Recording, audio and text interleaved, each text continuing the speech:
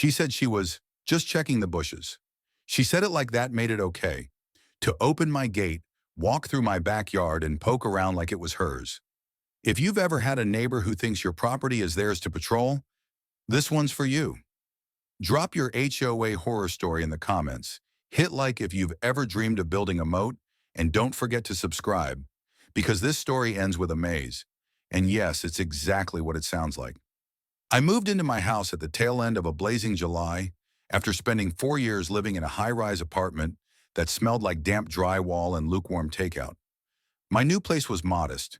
2 bedrooms, a detached garage, a small but lush backyard with enough shade to make my introverted heart sigh. I'd never had a yard before.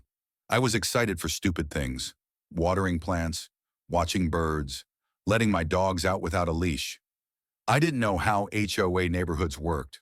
Not really, but the realtor swore it was light touch, mostly landscape stuff, nothing aggressive. My first 2 weeks were peaceful. Then came Deborah. The first time she walked into my yard, it was a Sunday morning. I just stepped out to water the hydrangeas when I saw movement by the side gate.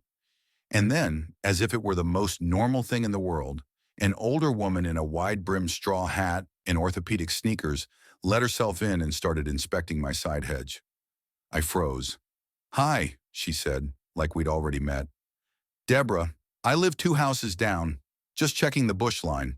They like to grow wild if you don't keep an eye." I stood there holding a watering can like it was a weapon. "Sorry, are you part of the landscaping service?" She laughed. "I was HOA president for 11 years. Still do spot checks." I stared. No badge, no clipboard, no authorization. Just a smile that said she wasn't going anywhere. After she left, I checked the HOA guidelines. Residents are expected to maintain landscaping, yes. But there was nothing about private spot checks. No rule granting a former board member entry rights to someone else's yard. Still, I let it go. I told myself it was a fluke. She was old, maybe confused, probably bored.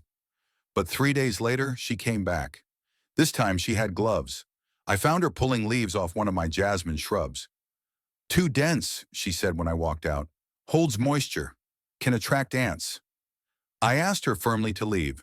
She smiled, then left, but not before making a show of brushing dirt off her knees like I'd inconvenienced her. I emailed the current HOA board. Short, polite. "Hi, just wanted to clarify policy on private yard access. A former HOA president keeps entering without permission. Can we reinforce boundary expectations?" I got a response the next day. Jake, the secretary, replied, "Thanks for flagging. We've heard similar from a few residents. We'll remind members about property boundaries." I thought that would be the end. It wasn't. Deborah returned the following week. No gloves, no hat, just a phone in hand, pointed at my yard. I opened the door. She didn't flinch. "You really should trim that back row," she said, tapping the screen. "I've asked you not to come back here." "I'm not inside your house," she replied. "I'm in your yard. If you're hiding something, that's your conscience." I stepped outside, voice steady. "This is trespassing." Her face twitched. Then she turned and walked out, like she hadn't heard me. That night, I installed a motion-activated camera facing the gate. The next morning, it captured her again.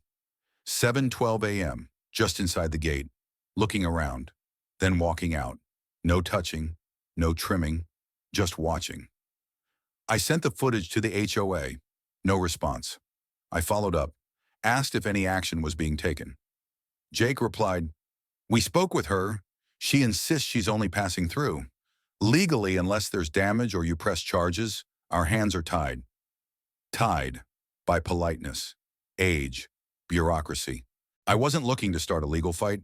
I just wanted to be left alone. So I tried being more direct.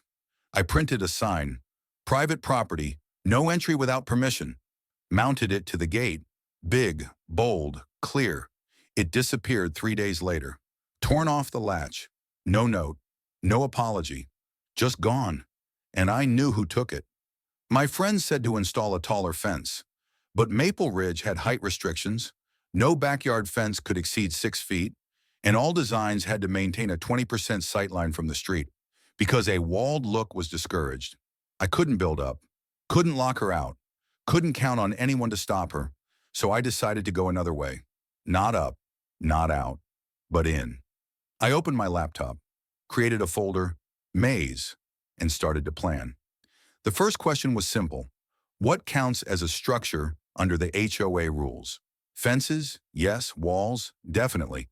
But garden beds, decorative hedges, modular planters? Not so much. I reread the Maple Ridge guidelines like a contract lawyer on espresso. Buried in the landscaping section was a line that changed everything. Softscape and hardscape elements used for aesthetic or botanical purposes are not subject to fence height restrictions, provided they do not create a continuous vertical barrier. That was it. That was the loophole. A continuous barrier was prohibited, but a labyrinth of pathways made from space planters, hedges, and trellises, perfectly legal. I wasn't an architect, but I was a software engineer, which means I understood systems, patterns, paths, limitations. I pulled up a garden design tool online, input the shape of my backyard, and started laying it out like code. Modules, choke points, paths that curved and split, then looped. The whole thing would function like a maze, not to trap someone, but to confuse, to slow down, to make a casual intruder reconsider their confidence. I named the design Operation Minotaur. It was elegant. The build started quietly. A few raised beds here, a trellis there, ornamental grasses and movable planters. I didn't need permits for any of it. Every element was considered decorative or horticultural. No single line exceeded 6 feet. No straight wall lasted longer than 5 feet without a break or an opening. And yet, once complete, the yard would be unrecognizable. A carefully choreographed mess of detours and misdirection, every legal, every HOA compliant. Neighbors noticed, of course. "You starting a nursery?" one guy joked while walking his dog. I smiled. "Something like that." Amanda, a kind younger woman who lived next door, leaned over the fence one morning. "It's beautiful," she said. "A little intense, but beautiful." I nodded. "It's therapeutic." She looked at me for a long moment, then said, "She's still coming through, isn't she?" I didn't have to say who. She already knew. And yes, Deborah was still coming through. Not as often, but enough. My cameras caught her twice during the construction phase, stopping just inside the gate, watching in confusion, clearly trying to make sense of the layout. The third time, she tried to step in deeper. She got turned around, ended up exiting through the side path instead of the way she came in. The footage was glorious. The final phase took 3 weekends. I installed a series of vertical slatted trellises, each staggered, each covered with climbing jasmine and honeysuckle. They were spaced exactly 3 feet apart, offset like dominoes that had caught a breeze. Between them, gravel walkways and tall ornamental grass that swayed just enough to obscure direction. I didn't label anything, didn't map it, didn't leave a straight line anywhere. Even my dogs had to learn the path to the back corner. It was, to put it plainly, a masterpiece of lawful obstruction. The first time Deborah tried to push through after completion, I watched it live. I was inside sipping coffee, checking the feet out of habit. The gate creaked.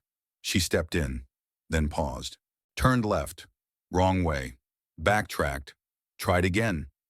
Within 90 seconds, she was spinning in slow confusion, surrounded by foliage, blocked at every turn by perfectly innocent hedges and planters, clearly unwilling to admit she was lost.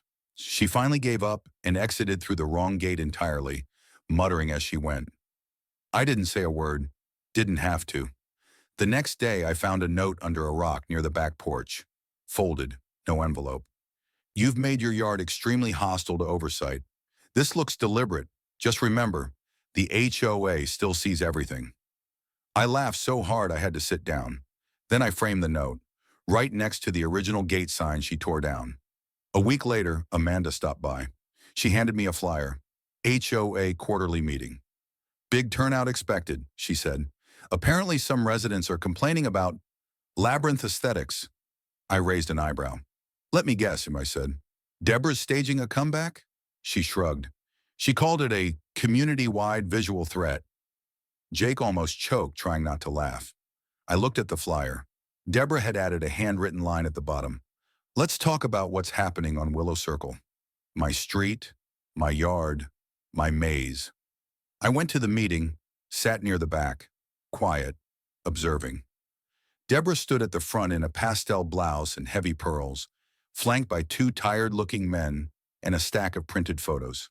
She pointed to the images, overhead shots of my yard, taken from who knows where, and said, "This is not a garden. This is a deliberate attempt to obstruct, confuse, and repel. It violates the spirit of this community and makes us look foolish." She waited for applause, got silence. Then Amanda raised her hand. "Is any of it illegal?"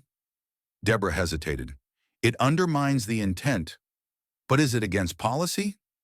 Silence again. Then Jake cleared his throat. "We reviewed the layout. No continuous barriers. No structures above 6 feet. All elements are decorative or botanical. It's weird, but it's legal." A few chuckles, someone clapped, then stopped awkwardly. I stood and spoke once. Just one line. "I built something peaceful. If someone feels unwelcome inside it, maybe that says more about them than me." Then I sat back down. Deborah didn't speak again. The motion to review ornamental pathway limits didn't even get a second. Meeting adjourned. That night I walked the maze, dogs trotting behind me. The jasmine was blooming now, fragrant, subtle, beautiful. At the center I stood for a moment, looking up at the night sky through the slatted trellises. The dogs lay down beside me. I closed my eyes and smiled.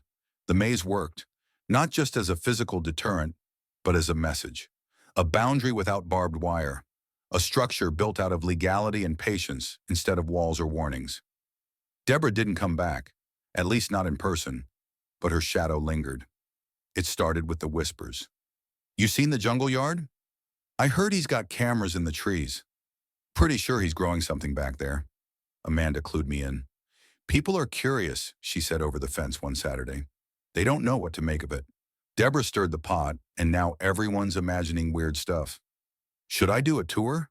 "You could," she paused, "or you could let the mystery do the work." I considered that. Let them wonder. Let it settle. Let peace grow deeper than suspicion. But the maze didn't just protect. It attracted. Birds for one, more than I'd ever seen in a backyard. Warblers, sparrows, a red-throated hummingbird that darted between vines like it had a GPS. And bees, a whole network of them, quietly pollinating everything that had once been ornamental and was now alive with purpose. Then came the people. Not intruders, not trespassers, just neighbors who'd gotten curious enough to knock, politely, and ask if they could see it. The first was the quiet kid from 2 doors down, brought his mom, said he'd never seen a yard with paths.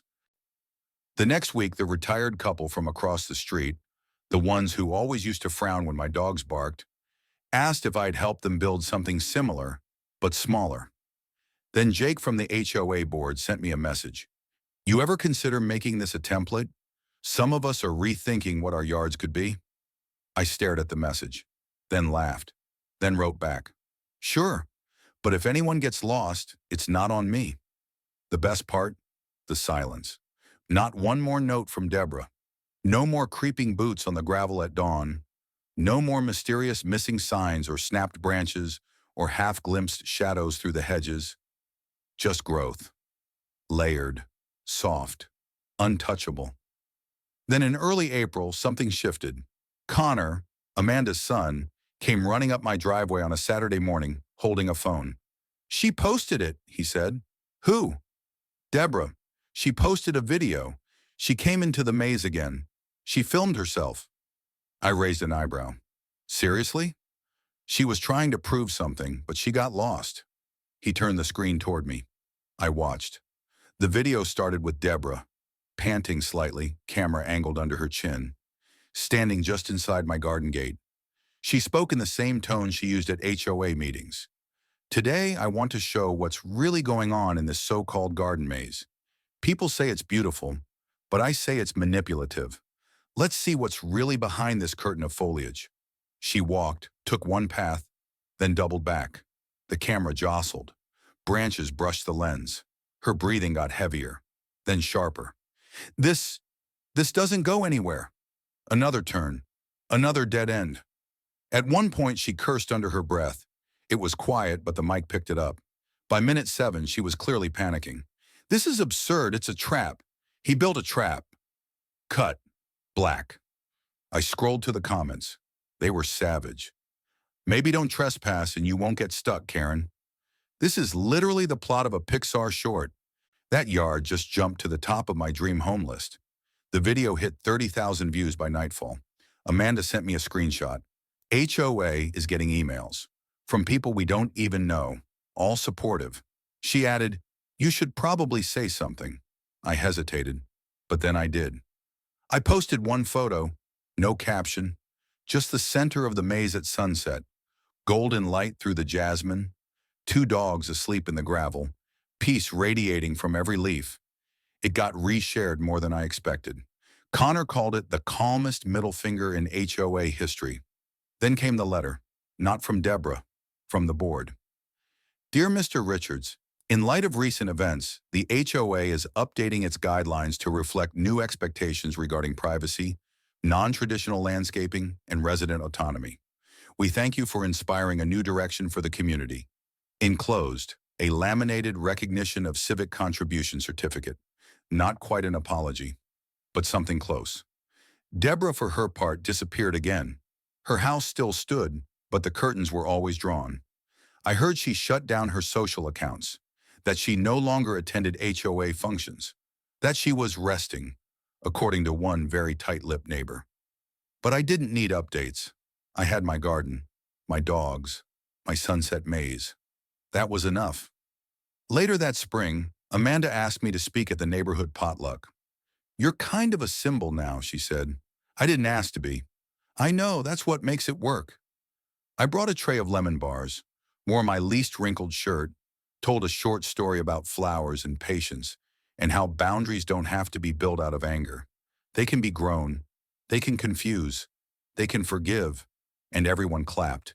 Even the retired couple, even Jake, even Connor, who mouthed legend from the back row.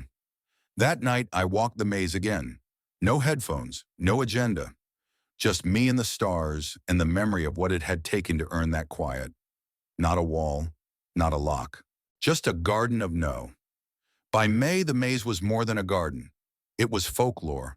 New families moving into Maple Ridge would glance at the trellises from the sidewalk and whisper, "That's the place, right? The one with the thing?"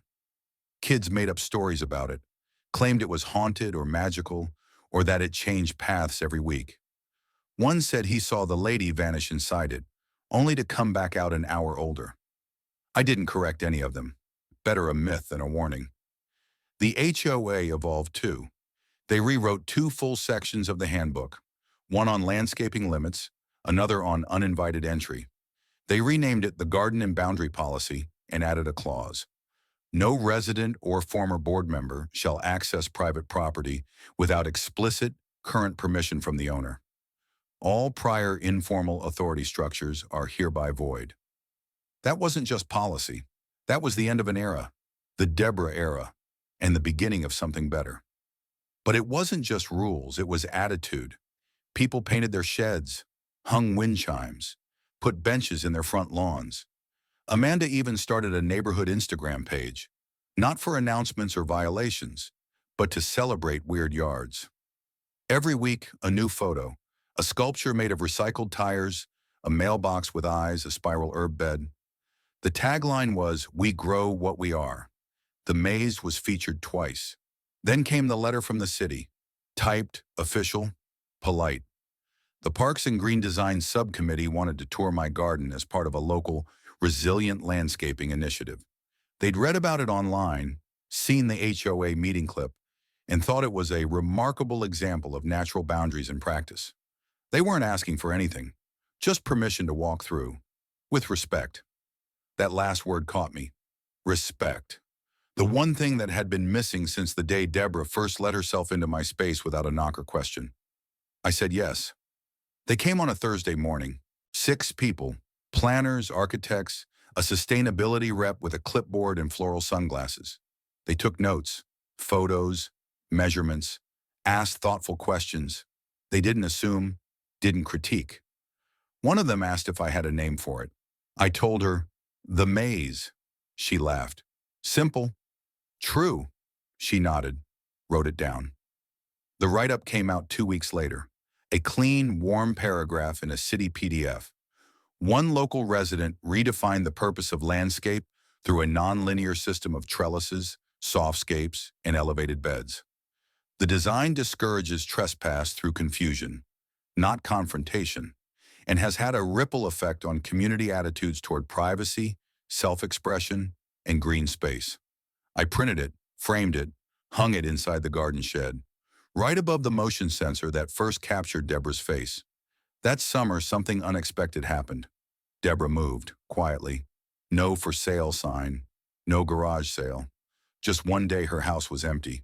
Amanda found out through the escrow office. She left a note, she told me, for the board. What did it say? Amanda hesitated, then smiled slightly. I should have built something instead of trying to tear everything down. That was it.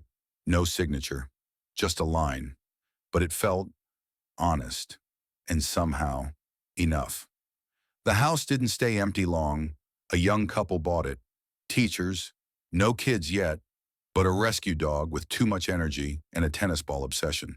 They put up solar panels, built a vertical garden on the back wall. One weekend I caught them sketching something near their fence. Thinking about a labyrinth, the guy said. Really? I asked. He grinned. Not as good as yours, but you kind of set a bar. I looked past him to Deborah's old window. Empty now, and peaceful. In July, Amanda hosted a backyard gathering for resilient homeowners.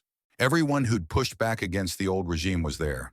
The pastel shed family, the trellis couple, even Jake, who now kept a row of succulents in what used to be a lawn of chemically perfect grass. There were mason jar lights, acoustic music. Someone brought a lemon basil cake.